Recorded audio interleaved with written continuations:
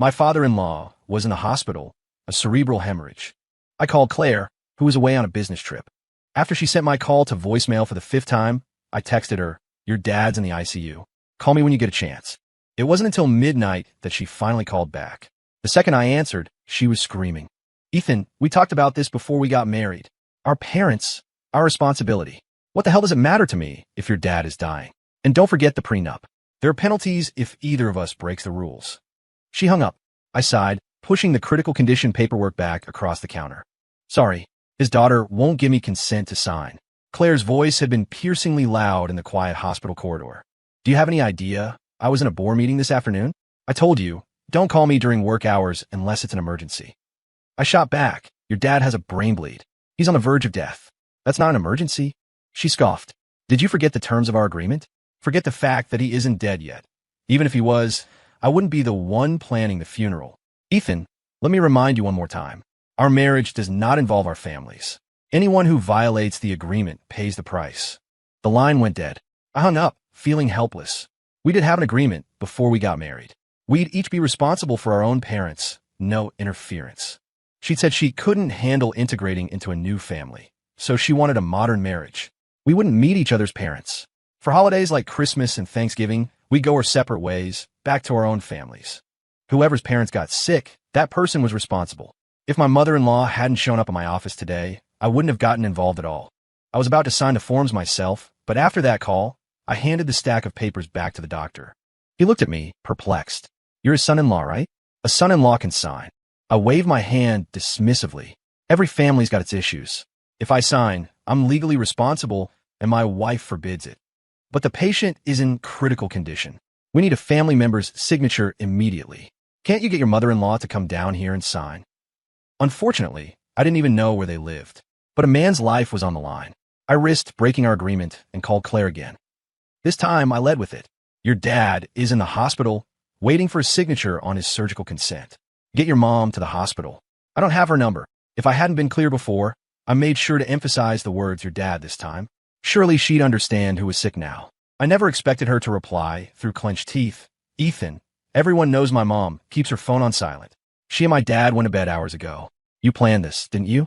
You knew I couldn't check. You're so desperate to force me to come home and have this baby that you'd stoop to making up lies about my dad dying. I'm telling you, you call me one more time, and I'm going to the clinic and getting an abortion." She hung up on me again. I didn't even bother looking at the doctor's face. I just gathered my things and went home. Claire and I met on a dating app. We hit it off instantly and got married not long after. She was a career-driven woman, and I never interfered with her work.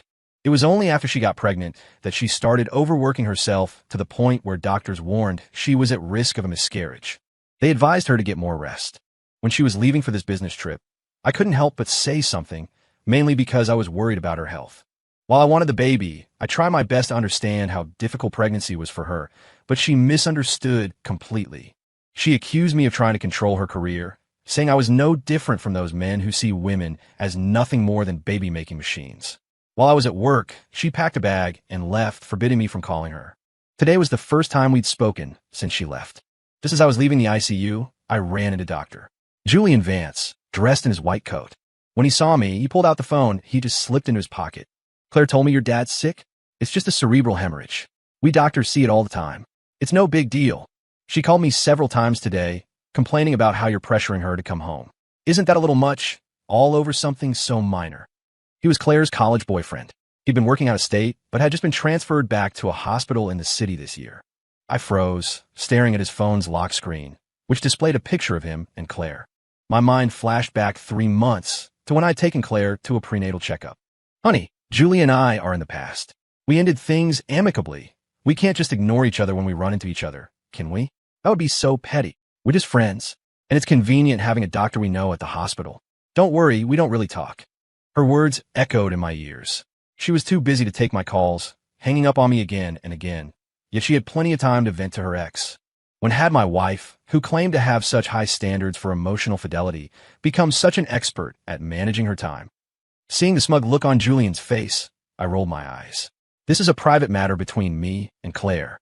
It has nothing to do with you. You should learn to keep your nose out of other people's business, doctor. Chatting on the phone for hours with another man's wife late at night isn't exactly a good look." I'd almost reached my car when he grabbed my arm. Ethan, what the hell is your problem? Claire is pregnant with your child, and not only do you not care about her, you insult her like this? Insult her? That was a heavy accusation.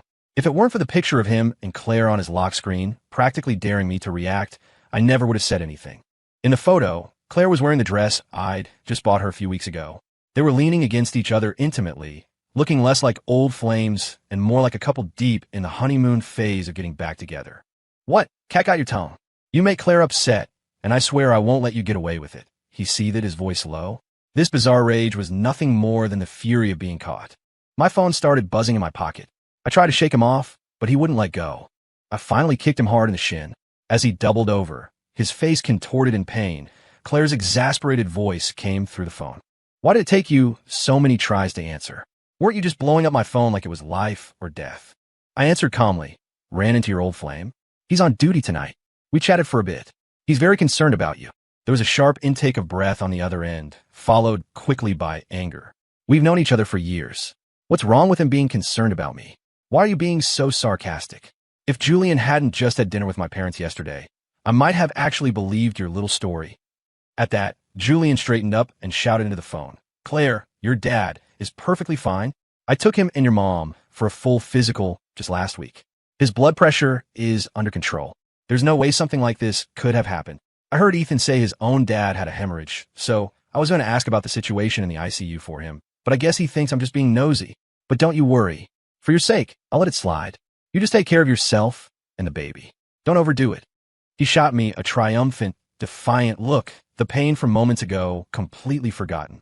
Claire, on the other hand, sounded exhausted. Her voice lost its arrogant edge. I don't want to deal with your family's drama. And since you threw Julian's kindness back in his face, don't you dare bother him again. If you see him at the hospital, you walk the other way. I'm calling to remind you. Make a detailed list of every penny you spend on your dad's hospital bills. When I get back, I'll settle up and transfer the exact same amount to my parents. This was her rule. All our marital assets were to be managed jointly, but any money spent on our respective parents had to be matched with an equal compensation to the other's parents. She said it was the only way for a marriage to be fair, to prevent favoritism and arguments. Julian thought he had me cornered.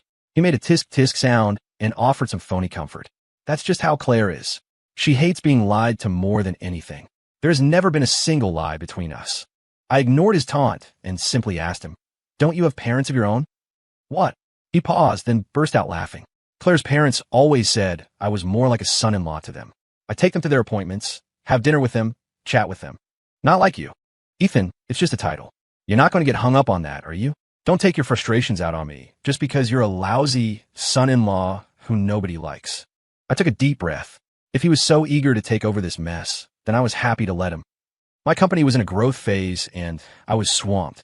I didn't have time for anything else. Claire came back a few days later than planned. When she saw me at home, the smile on her face froze. What? Your dad's out of the ICU already. I thought he was dying. You seem to be in a good mood for a cup of tea. I was actually surprised that no one had contacted her after all this time. But then I saw Julian standing behind her and the words on the tip of my tongue died. What's with that look? Julian was just in the neighborhood and gave me a ride home. If it weren't for him, I might have actually fallen for your lies and come back. Julian smoothly put a comforting hand on her back. You need to rest now. Don't get worked up. Don't worry. I'm here for you. He turned to me. Ethan, Claire just had an abortion. You need to take good care of her. The words hit me, and I stopped breathing. My heart felt like it had stopped. What did you say? What procedure? Claire snorted. An abortion. I told you. Our marriage isn't like other people's. You don't get to interfere with my decisions. You lied to me to get me to have this baby. You cursed my father with a fake illness, and you try to sabotage my career. The abortion is your punishment. I stared at her in disbelief. How could she say those words so calmly? I remembered how happy she was when she first found out she was pregnant. I saw it with my own eyes. But now, from the way she spoke, it was like she'd just thrown out a piece of trash. That was a life, not some disposable object. Claire, why wouldn't you discuss something this huge with me? I was the father. I wasn't even given a chance to plead for my child's life. The baby was in my body. I have 100% of the decision-making power.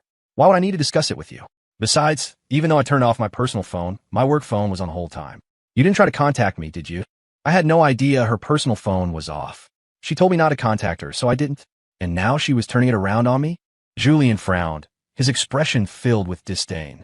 Claire is an independent woman with her own career. She's not like those ordinary women who are willing to give up their careers to have children. Ethan, I warned you last time. Claire hates being lied to more than anything, but you clearly didn't listen. He spoke with such righteous indignation. Anyone would have thought he was the victim. But this was between me and Claire. It had nothing to do with him. Julian, are you that bored? Do you get off on meddling in other people's lives? Or are you trying to be the other man? Claire stepped forward and slapped me across the face.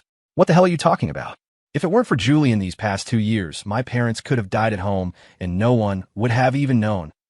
Ethan, the fact that we've come to this is entirely your fault.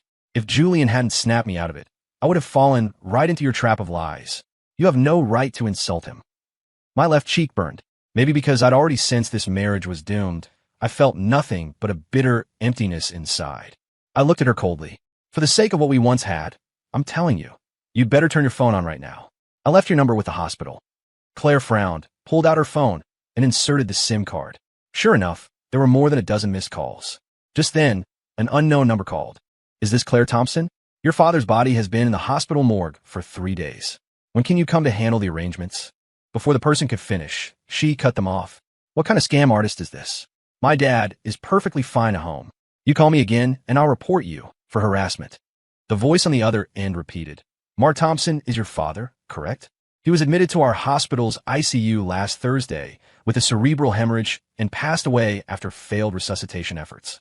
Please come handle the arrangements as soon as possible. Claire lost it, screaming into the phone. I have a goddamn doctor standing right next to me. He sees brain bleeds all the time, and he's never heard of anyone dying from it. Did Ethan pay you to trick me? I'm telling you, his lies have already been exposed. Take your money and get the hell out of my life. She hung up and immediately blocked the number. Ethan, you really went all out just to trick me into coming home to have a baby. On the one hand, you claim to respect my career, but on the other, you're pulling strings behind my back, telling my boss not to give me too much work. You almost cost me my promotion. Too bad for you. Your little plan failed. I'm about to become a manager, and the baby that was getting in my way is gone. How does it feel, being stabbed in the back? I frowned in confusion. When did I ever talk to your boss? Even when the doctor said she was at risk of a miscarriage and should rest, I never told her to work less, let alone quit. You know what you did? This punishment should be enough of a reminder for you. I, Claire Thompson, am an independent woman, and my career will always come first. The next time you pull something like this, I'll get another abortion without a second thought. I decide if and when I have a child. I will never live my life according to some man's wishes. For the first time, I felt utterly powerless. There won't be a next time. What does that mean? Are you going to divorce me? She took 2 steps forward, her voice edged with anxiety. For a second, I thought I sensed a flicker of panic. But how could that be? Why would she care? She was probably dying to divorce me and get back together with the ever-so-understanding Julian. Divorce is fine by me. I nodded in agreement. Ethan, our standoff ended with her piercing shriek, a sound filled with shock, anger, and resentment. Then she grabbed her suitcase and left with Julian. I didn't know where they went, and I couldn't be bothered to ask. Our marriage was already on the brink of collapse. I had thought the baby might be a turning point, but now this was for the best. I had my lawyer draft the divorce papers, but she never came home. My dad said he'd been feeling dizzy lately, so I put my work on hold and drove my parents to the hospital for a full checkup. The doctor's words that day were still ringing in my ears. My father-in-law was dead. I was terrified that my own parents, in their old age, might face some unexpected health crisis. While taking my parents for an ultrasound, I ran into Julian and Claire. They were standing close together. Claire looked terrible, her face pale. Isn't that Claire? My mom had never met her in person, but she'd seen our wedding photos. She's a traditionalist and never really understood our kind of marriage, but she chose to respect our decision. Now she wanted to go say hello, but hesitated, looking at me. I didn't want them to know about the mess I was in. I was about to lead them away when Claire spotted us. She didn't recognize my parents. She'd never even seen a picture of them. She walked straight over, her expression hostile. What are you doing here? You didn't ask about me once when I was recovering, and now that Julian's taken care of me, you show up? So, she thought I was here to see her. A huge misunderstanding. I'm just here with my parents for a checkup. Her face stiffened as she looked at my father beside me. And you still claim you weren't lying to me before? Isn't your dad standing right here? He looks perfectly fine to me. He won't be dying anytime soon. To be cursed with death upon meeting your daughter-in-law for the first time. My parents were too stunned to react. Son, what's going on? When was your father supposed to be dying? That's right. What kind of way is that to talk? I'm perfectly healthy, just a little dizzy. So I came in for a checkup, my father said, annoyed at being told he was dying for no reason, though he tried to hide it.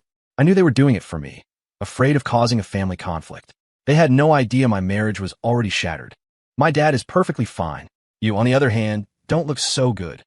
You, Ethan, look at yourself. Do you have any sense of what it means to be a husband? Your wife just had surgery, and not only do you ignore her, you mock her. It's a good thing that baby is gone. A man like you would never have been a good father anyway. You just married me to be a vessel for your family line and a free maid. Her voice was loud, and everyone in the waiting area heard every word. This floor was full of pregnant women for their prenatal appointments, and hearing her, they all assumed I was some irresponsible deadbeat. The quiet crowd started murmuring, then chiding and insulting me. Ugh, what a piece of work. His wife has surgery, and he doesn't even care. A man like that doesn't deserve to have kids. Carry on the family line? What century is this? If you want kids so bad, have them yourself. Why make things hard for women? Honey, you should just leave a guy like that. Otherwise, you'll just be miserable when he starts having kids with other women on the side. A chorus of voices rose in her defense. My mom's face flushed with anger. My son is not that kind of person. As soon as she spoke, all the criticism turned on her. Of course a mother would defend her son.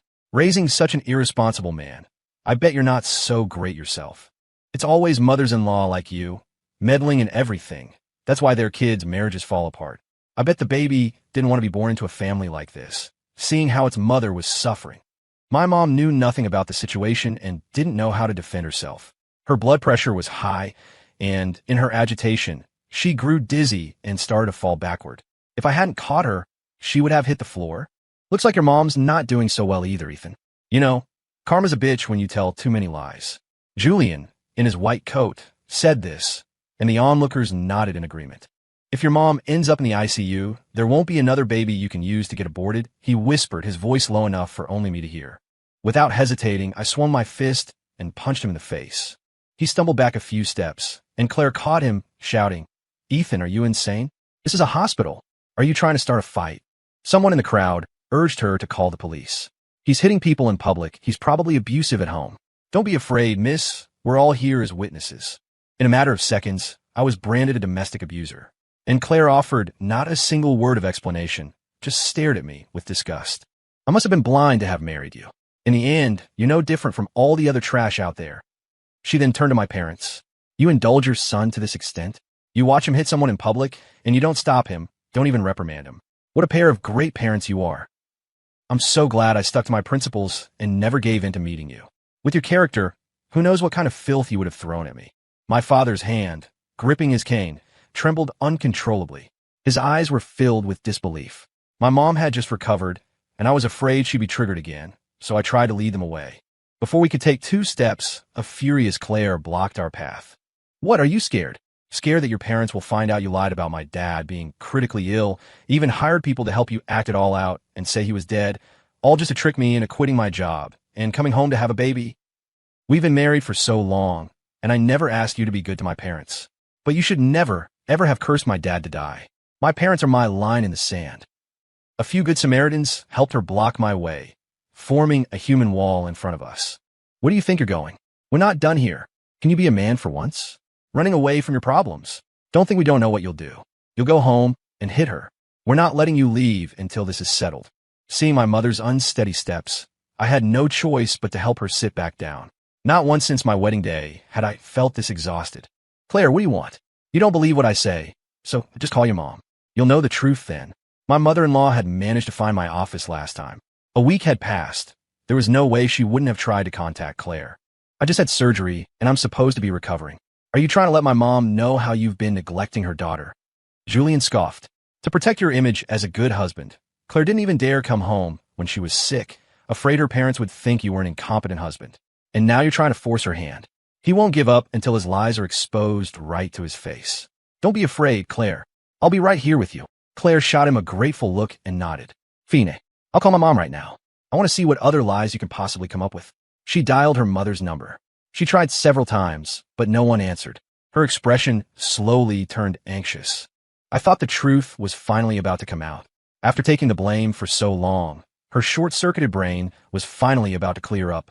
Wait, Ethan, you knew Mom wouldn't answer right now. Julian looked at me as if I were a clown. Claire, you forgot. Today's the day your mom goes to her church service. She never answers her phone during that time. Realization dawned on Claire's face. Of course. That's why you told me to call. I almost fell for it again. If something really had happened to my dad, why wouldn't my mom have contacted me after all this time? Why would I have to be the one to call and ask? Ethan, I am so disappointed in you. You've crossed my line again and again. I want a divorce. After she yelled those words, the entire corridor fell silent. The automated system kept calling my mother's name. I didn't have time for this. I pulled the divorce papers from my bag and threw them in her face. As you wish. The papers were ready a long time ago. Take them and sign. She stood there, stunned. By the time I came out with my mom after her checkup, Claire was gone. Only the same people from before were left, pointing and whispering about me. That poor woman was crying so hard. She doesn't deserve a man like that. I bet he has a mistress on the side. That's why he created all this drama, to force her to ask for the divorce. Exactly. That's what scumbags do. They mess up, and then they don't have the guts to take responsibility. My father's brow was furrowed, his face ashen. I could only imagine the gossip he'd been subjected to while he was waiting. I couldn't take it anymore. I walked up to the most vocal gossips, my tone severe. Do you even know the truth? Or do you just like to run your mouths? That doctor who's been hovering around her. You think he's some kind of saint? She had an abortion behind my back and has been living with that doctor this whole time. Tell me, who's the one who cheated? Their faces changed instantly, their eyes widening. Then, another voice piped up. That's just your word against hers. Everyone knows you have a history of lying. Believe what you want. Since you love minding other people's business so much, why don't you mind your own? Maybe eat some walnuts, do your brain some good. You wouldn't want to affect your child's intelligence. Ignoring the curses they threw at my back, I left with my parents. The checkup showed nothing major, just some neck problems and the usual high blood pressure and cholesterol. I was relieved. Back in the car, my mom couldn't help but ask, Son, what's really going on between you and Claire? How did it get to the point of divorce? I told them about her father's death and the abortion, leaving out the unnecessary details, especially about Julian. My parents just sighed. Your dad and I can't really interfere in your marriage, but you should probably go check on things with your father-in-law. He was an elder, after all. After dropping them off at home, I was on my way back to the office when Claire called. Where are you? Didn't you want a divorce? Let's go file the papers. Her tone sounded more like she was throwing a tantrum, but I was in no mood to coddle her. Fine. I'm on my way. Coming out of the county clerk's office, she still looked lost, dazed. Her face was even paler than it had been at the hospital. I have to go on a business trip. When I get back, we'll finalize everything. I'm planning on being with Julian. She said it, then stood there, studying my expression. Was she waiting for me to beg her to stay? Sorry, not happening. Who she was with was no longer my concern. Ethan, do you know why you'll never measure up to Julian? I stopped walking. I was actually curious. He supports my career. Back then, his parents were desperate for grandchildren, but he chose to break up with me rather than force me to have a child. In that alone, he's 1,000 times better than you. Is that it? I thought it would be something profound. Claire, you were the one who said you wanted a baby. I never asked you to give up your job. Don't try to pin this on me. We're at this point now. Words are meaningless. Take care of yourself. See you in a month to finalize it. I started walking toward the parking lot, but she grabbed my arm, her eyes filled with a desperate finality. You'd better not regret this. I pulled my hand away, my voice firmer than hers. Don't worry. I won't be the one with regrets. A month passed quickly. The moment I held the divorce decree, the failure of my marriage finally felt real. Julian stood there like a peacock that had just won a mate, his smile wider than a Nike swoosh. Claire, let's go home and tell Mom and Dad the good news. It's been a while since we had dinner with them. I couldn't help myself. Your dad's already been cremated. What's there to eat? The permanent frown on Claire's face finally smoothed out. You know, hearing you say things like that despite me. I don't feel anything anymore. There's nothing you could say that would even make me look at you. And let me tell you another secret. The real reason I insisted on not meeting each other's parents was because my dad only ever approved of Julian as a son-in-law. I wasn't surprised. From the moment I found out Julian was a regular at her parents' house, I knew it was just an excuse. Not that I cared. Her dad was gone. What did it matter if he liked me or not? Well then, congratulations to your whole family. I'm sure your dad would be happy to know. Claire stepped forward and adjusted my collar, just like she used to. Her gentle expression was a ghost of our first year of marriage. So you finally admit it. Don't worry. Dad will be thrilled to know you, and I have absolutely nothing to do with each other anymore. He'll probably have a few extra drinks to celebrate. I had no idea my father-in-law, no, my ex-father-in-law, disliked me that much. It seemed her prenup had saved me a lot of trouble after all. Today was my mom's 60th birthday. I'd booked a restaurant 2 months in advance and invited all our family and friends to celebrate. Everyone who saw me asked the same thing. Is your wife too busy again? It's your mom's 60th, for goodness sake. That's so disrespectful. I just smiled. It's fine. I didn't go to her dad's funeral either. They all gave an awkward laugh and dropped the subject. The party was about halfway through when Claire walked in with the police. Her makeup was streaked with tears, and she looked like a complete wreck. Julian stood beside her and pointed at me. That's him. Ethan Ross was the last person the deceased saw. An officer approached me and showed his badge. Mr. Ross, you were the last person Mrs. Thompson saw before she died. Can you tell us if she said anything to you? I was completely baffled. Then it hit me. Claire's mother's name was Linda Thompson. Your mom is dead? Wasn't it her dad who died? Claire's voice was raw from crying. What did you say to my mother? She died the same night she met with you. Her body has already started to decompose. Our prenup clearly stated we were not to meet each other's parents. Why did you break the agreement? She could barely form a coherent sentence. A police officer filled me in. After finalizing the divorce today, she and Julian went to her parents' house, but no one answered the door. A neighbor told them they hadn't seen her parents in over a month, and that there was a strange smell coming from the house. She had someone break the lock and found her mother dead in the living room, already in a state of decay. The neighbor said she came home late that night, around 11, and mentioned she'd just met with her son-in-law. Ethan, we weren't divorced then. Who else could she have meant by son-in-law if not you? What mess. I struggled to keep my composure and explained everything to the police. From how my mother-in-law had shown up at my office to Claire hanging up on my calls, I recounted every detail I could remember. I ran into Dr. Vance at the hospital that night. He's a doctor there, and he saw the deceased often for meals. He was very familiar with her health condition. You should ask him. Seeing me shift the focus to him, Julian panicked. Don't try to muddy the waters. Claire's father is missing, and her mother is dead in their home. This has everything to do with you. It was like being stuck to something disgusting. There's no point in talking. Just check the hospital's security footage. The police weren't like them. They wouldn't miss a single clue. They decided to head to the hospital immediately. My mother's birthday party was ruined. After reassuring my family that everything would be fine, I went with them. Perhaps it was a coincidence, but Claire and I were put in the same car, while Julian was taken separately. She sobbed quietly the entire way. Just as we were pulling up to the hospital, she suddenly grabbed my hand, her grip tight. Is it true? My father. He really didn't make it. I had told her so many times before, and she hadn't believed me. I was done explaining. I pulled my hand away and turned to look out the window. You'll see for yourself when we get there. I wouldn't want to cross your line again. At the hospital, when they heard she was Mark Thompson's daughter, the doctor on duty gave her a withering glare. Nobody cared when the patient was fighting for his life. Then when we called to inform you of his death, you called us liars. Now you decide to show up.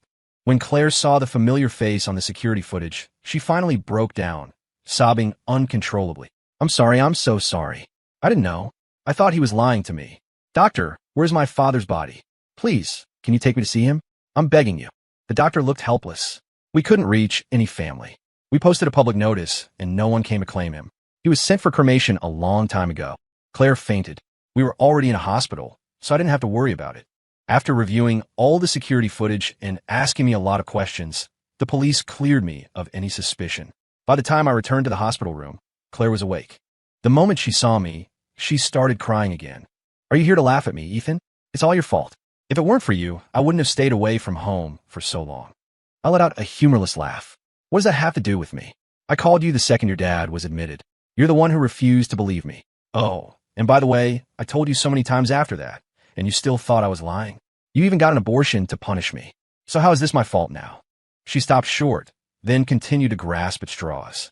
If you hadn't been so obsessed with that baby, and if you hadn't almost cost me my promotion, would I have done that? Besides, Mom and Dad have always been healthy. Julian just took them for a checkup a few months ago. Now that she mentioned Julian, something clicked. The hospital has no record of your father being here in the last 6 months. And me running into Julian at the hospital that night. I don't think that was a coincidence. Her parents were so close to Julian. It made no sense that her mother would go to the trouble of finding my office instead of calling Julian, who was a doctor. I had overlooked it before, but thinking back now, from her father's hospitalization to her abortion to her father's death, it seemed Julian had been deliberately guiding Claire's every move. The moment the words left my mouth, her eyes widened as she stared at something behind me. I turned around. Julian was leaning against the doorframe, a smirk on his face. Should I call you smart or stupid? Took you long enough to figure it out. At his words, the glass of water in Claire's hand fell to the floor and shattered. Julian, what do you mean? Are you admitting he's right? The gentle expression on Julian's face was gone, replaced by pure spite and hatred.